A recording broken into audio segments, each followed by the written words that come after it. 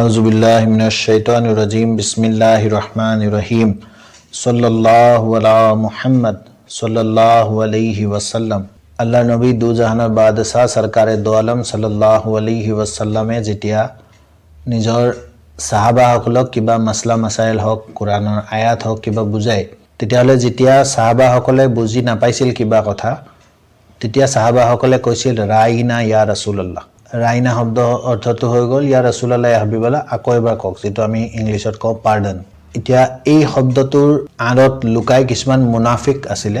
মুনাফিক মানে সেইসকল মানুহ যি ইছলাম ধৰ্ম গ্ৰহণ কৰিছিলে মুখে মুখে, কিন্তু অন্তৰেদি ইছলামক ভাল পোৱা নাছিলে। বা কিছুমান এনেকুৱাও আছিলে যোনে ইছলাম ধৰ্ম গ্ৰহণ কৰিছিলে, কিন্তু তেওঁলোকে বিশ্বাস কৰিছিলে যে আমি অকল আল্লাহ ৰাব্বুল ইজ্জতকে মানিব লাগে, অকল আল্লাহৰ ইবাদত কৰিব লাগে। আল্লাহ নবীৰ যিটো মৰ্যাদা মানুহে দিয়ে, যিমান সন্মান বাকী সাহাবাসকলে কৰে, সিহঁতে সেইবিলাক অদৰকাৰী কাম বুলি ভাবিছিলে। যে আল্লাহ নবীক লৈ ইমান কিয় ব্যস্ত হৈ থাকিব লাগে, বেছি বেছি আল্লাহৰ ইবাদত কৰিলে হ'ল। যি জান্নাত দিব আল্লাহ দিব, জাহান্নাম দিব আল্লাহ দিব, টকা পইচা দিব, অলাদ দিব, সব আল্লাহ দিব, আল্লাহ নবীক মাজত কিয় ভৰাব লাগে। সিহঁতৰ আকীদা সেইবিলাক আছিলে। সেইসকলক শৰীয়তে মুনাফিক হিচাপে কৈছে। আল্লাহ নবীৰ জামানাৰ পৰাই এই মুনাফিকসকল ইছলামৰ মাজত আছেই সদায়। গতিকে এই মুনাফিকসকলে ইয়াৰ এটা সুযোগ লৈ ল'লে। সিহঁতে পিছফালে বহে সদায়, আৰু যেতিয়া কিবা বুজি নাপাই পেনি সাহাবাসকলে আল্লাহ নবীক আকৌ এবাৰ বুজাবলৈ কয়, ৰাইনা বুলি কয়, সিহঁতে কি কৰে, এই ৰাইনা শব্দটো অলপ টানি পেনি কয়, ৰাইনা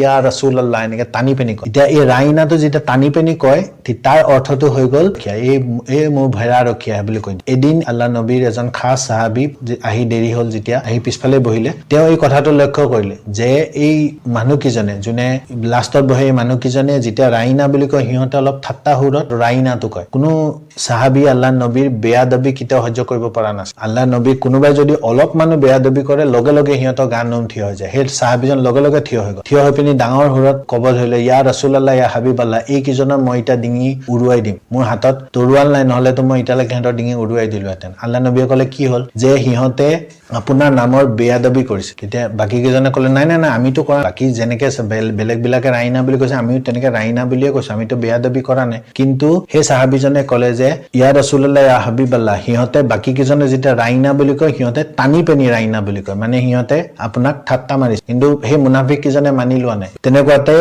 আল্লাহ ৰাব্বুল ইজ্জতৰ ফালৰ পৰা এটা আয়াত নাজিল হৈ গ'ল। সেই আয়াতটো হৈ গ'ল সূৰা বাকাৰা আয়াত নম্বৰ 104, 104 নম্বৰ আয়াতটো নাজিল হৈ গ'ল। সেই আয়াতটোত আল্লাহ ৰাব্বুল ইজ্জতে কয়, ইয়া আইয়ুহাল্লাযীনা আমানু লা তাকুলু ৰাইনা ওয়া কুলুনজুৰনা আসমাউ ওয়ালিল কাফিরিনা আযাবুন আলিম। এই আয়াতটো নাজিল হৈ গ'ল লগে লগে। অৰ্থটো হৈ গ'ল যে হে ইমানদাৰসকল, তোমালোকে ৰাইনা নকবা, ইয়াৰ জেগাত উনজুৰনা বুলি কবা। উলামাসকলে ইয়াৰ তাফসীৰত লিখিছে যে আল্লাহ ৰাব্বুল ইজ্জতে সাহাবাসকলক প্ৰথম কথা এইটো কৈছে যে যেতিয়া আল্লাহ নবীয়ে তোমালোকক কিবা এটা কথা কয়, তোমালোকে নিজৰ কাণ খুলি মন দি শুনিবা, যাতে এই কথাটো ক'বলগীয়াই নহয়, তোমালোকে ৰাইনা বুলি ক'বলগীয়াই নহয়। প্ৰথম কথা এইটো। যদি কেতিয়াবা এনেকে শুনাৰ পিছতো যদি কেতিয়াবা এনেকুৱা হয় যে তোমালোকে কিবা কথা বুজি পোৱা নাই, তেতিয়াহ'লে তোমালোকে ৰাইনা বুলি নকবা, তোমালোকে কবা উনজুৰনা ইয়া ৰাসূলুল্লাহ। উনজুৰনা শব্দ অৰ্থ হৈ গ'ল যে ইয়া ৰাসূলুল্লাহ ইয়া হাবিবাল্লাহ, আমাৰ হাত ধৰক বা আমাক আকৌ এবাৰ বুজাই দিয়ক। কিন্তু ইয়াৰ লগতে আল্লাহ ৰাব্বুল ইজ্জতে এইটো হুকুমো দি দিলে যে